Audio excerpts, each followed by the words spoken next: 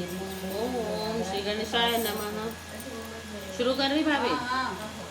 सूत जी बोले, जिन पार्वती के घुराले केश कल्प वृक्ष के फूलों से ढके हुए हैं और जो सुंदर एवं नए वस्त्रों को धारण करने वाली हैं तथा कपालों की माला से जिसका मस्तक शोभायमान है और दिगंबर रूपधारी शंकर भगवान है, उनको नमस्कार है। कैलाश पर्वत को सुंदर विशाल चोटी पर विराजमान भगवान शंकर से गौरी जी ने पूछा, हे प्रभु, आप मुझे गुप्त से गुप्त किसी व्रत की कथा सुनाइए। हे स्वामी, यदि आप मुझ पर प्रसन्न हैं तो ऐसा व्रत बताने की कृपा करें जो सभी धर्मों का सार हो और जिसके करने से थोड़ा परिश्रम और फल की विशेष प्राप्त हो। यह भी बताने की कृपा करें कि मैं आपकी पत्नी किस व्रत के प्रभाव से हुई हूँ। हे जगत के स्वामी, आदि मध्य अंत से रहित है, आप मेरे पति किस दान अथवा पुण्य के प्रभाव से हुए हैं। शंकर जी बोले, हे देवी, सुनो, मैं तुमसे वह उत्तम व्रत कहता हूँ जो परम गोपनीय एवं मेरा सर्वस्व है।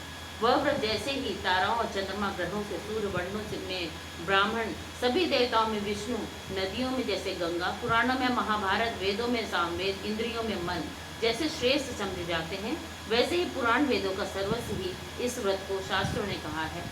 उसे एकाग्र मन से श्रवण करो। इसी व्रत के प्रभाव से ही तुमने मेरा अर्धासन प्राप्त किया है। तुम मेरी परम प्रिया हो, इसी कारण से सारा व्रत मैं तुम्हें सुनाता हूँ। भादों का महीना हो, शुक्ल पक्ष की तृतीया तिथि हो, हस्त नक्षत्र हो, उसी दिन इस व्रत के अनुष्ठान में मनुष्यों के सभी पाप भस्मीभूत हो जाते हैं। हे देवी, सुनो, जिस महान व्रत को तुमने हिमालय पर्वत पर धारण किया था, वह सबका सच पूरा वृतांत मुझसे श्रवण करो। श्री पार्वती जी ने बोली, भगवान, वह सर्वोत्तम व्रत मैंने किस प्रकार किया था, यह सब है महेश्वर, मैं आपसे सुनना चाहती हूँ।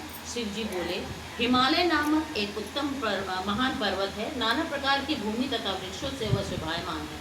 अनेकों प्रकार के पक्षी वहाँ अपने मधुर बोलियों से उसे शोभायमान कर रहे हैं एवं चित्र विचित्र मृगादि पशु वहाँ विचरते हैं। देवताओं, गंधर्व, सिद्ध, चरण एवं गुहक प्रसन्न होकर वहाँ घूमते रहते हैं। गर्दवर्जन गायन करने में मग्न रहते हैं। नाना प्रकार के वर्ण मणियाँ तथा सोने की ऊंची ऊंची चोटियों और रूपी भुजाओं से यानी आकाश पर लिखता हुआ दिखाई देता है। उसका आकाश में स्पर्श इस प्रकार से है जैसे कोई अपने मित्र के मंदिर को छू रहा है। वह बरस ढका रहता है। गंगा नदी की ध्वनि से वह सदा शब्दायमान रहता है। हे पार्वती, तुमने ही ये बाल्यावस्था में 12 वर्ष पर्यंत कठोर तप किया, अधोमुख होकर केवल धूम्रपान किया, फिर 64 वर्ष पर्यंत पके पके पत्ते खाए, माघ महीने में जल से खड़ी हो तप किया और वैशाख में अग्नि का सेवन किया, सावन में अन्न का त्याग कर एकदम बाहर मैदान में जाकर तप किया। तुम्हारे पिताजी तुम्हें इस प्रकार के कष्ट में देखकर घोर चिंता में व्याकुल हो गए। उन्होंने विचार किया कि यह कन्या किसको दी जाए। उस समय ब्रह्मा जी के पुत्र परम धर्मात्मा श्रेष्ठ मुनि श्री नारद जी तुम्हें देखने के लिए वहाँ आए। उन्होंने अर्ध आसन देखकर हिमाचल ने उनसे कहा, हे श्रेष्ठ मुनि, आपका आना शुभ हो। बड़े भाग से ही आप जैसे ऋषियों का आगमन होता है। कहिए, आपको शुभागमन किस कारण हुआ। श्री नारद जी बोले, हे पर्वतराज, सुनिए, मुझे स्वयं विष्णु भगवान ने आपके पास भेजा है। आपकी यह कन्या रत्न किसी योग्य व्यक्ति को समर्पण करने में ही उत्तम रहेगा। संसार में ब्रह्मा, इंद्र, शंकर इत्यादि देवताओं में वासुदेव श्रेष्ठ माने जाते हैं। उन्हें ही अपनी कन्या देना उत्तम है। मेरी तो यही सहमति है। हिमालय बोले, देवाधिदेव वासुदेव, यदि स्वयं ही जब कन्या के लिए प्रार्थना कर रहे हैं और आपके आगमन का भी यह प्रयोजन है तो अपनी कन्या उन्हें ही दूंगा।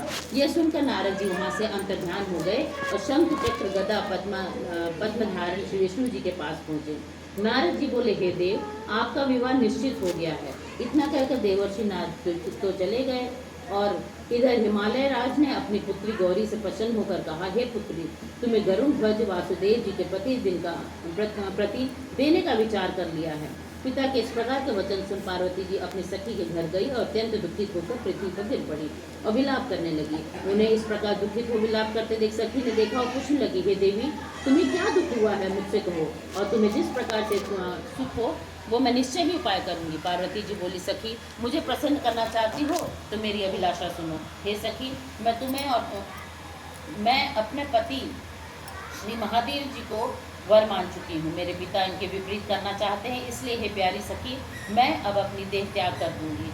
तो पार्वती के ऐसे वचन सुन सखी ने कहा, पार्वती, तुम घबराओ नहीं, हम दोनों यहाँ से निकलकर ऐसे वन में पहुंच जाएंगी जिसे तुम्हारे पिता जान ही नहीं पा सकेंगे। इस प्रकार आपस में राय करके श्री पार्वती जी घोर वन में ले गई।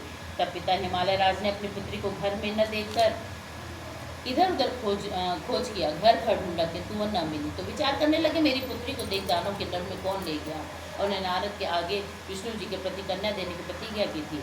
अब मैं क्या दूंगा, इस प्रकार की चिंता करते करते मूर्छित होकर गिर पड़े। तब उनकी ऐसी अवस्था सुनकर हाहाकार करते हुए लोग हिमाचल राज के पास पहुंचे और मूर्छा का कारण पूछने लगे। हिमालय बोले, किसी दुष्ट आत्मा ने मेरी कन्या का अपहरण कर लिया है, अथवा किसी काल से उन्हें काट लिया है, या शिव व्याग में उसे मार डाला है। पता नहीं मेरी कन्या कहाँ चली गई है, किस दुष्ट ने उसे हर लिया है। ऐसा कहते कहते शोक के संतप्त हो गए और हिमालय राजवायु के कंपायमान महावृक्ष के समान कांपने लगे। तुम्हारे पिता ने सिंह, व्याघ्र, भल्लूक आदि हिंसक पशु से भरे हुए एक वन में दूसरे वन में जाकर तुम्हें ढूंढा, और ढूंढने का बहुत ही प्रयत्न किया। इधर अपनी सखियों के साथ एक घोर वन में तुम भी जा पहुंची। वहाँ एक सुंदर नदी बह रही थी, उसके तट पर बड़ी गुफा थी जिसे तुमने देखा, और तब अपनी सखियों के साथ तुमने उस गुफा में प्रवेश किया। खाना पीना करके वहाँ तुमने पार्वती बालिका लिंग स्थापित की, और उन दिनों भादो मास की तृतीया थी और साथ में हंस नक्षत्र था। मेरी अर्चना तुमने बड़े प्रेम से आरंभ की, बाजों तथा गीतों के साथ रात को जागरण किया। इस प्रकार तुम्हारा परम श्रेष्ठ व्रत हुआ।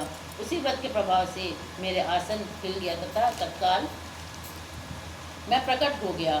जहाँ तुम्हें सखियों के साथ ही मैंने दर्शन कर कहा कि हे वरान्य, वर मांगो। तब फिर बोली, हे देव महेश, यदि आप प्रसन्न हो तो मेरे स्वामी बनिए। तब मैंने तथास्तु कहा और फिर वहाँ से अंतर्ध्यान हो गया, कैलाश पहुँच गया। इधर जब प्रातःकाल हुआ तब तुमने मेरे लिंग मूर्ति